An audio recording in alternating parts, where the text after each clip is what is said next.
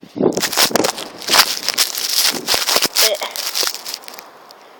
guys, it's Fraser from Phoenix Grandpa.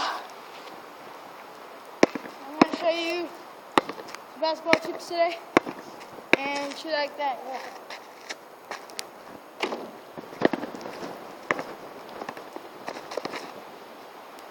Alright, so first, I guess dribbling.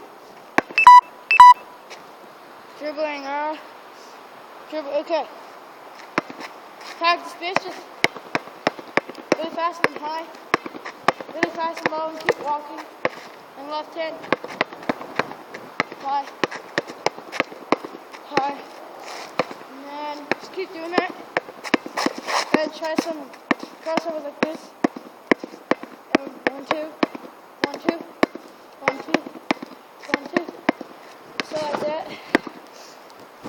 And yeah. So that's my dribbling tips for today. See ya.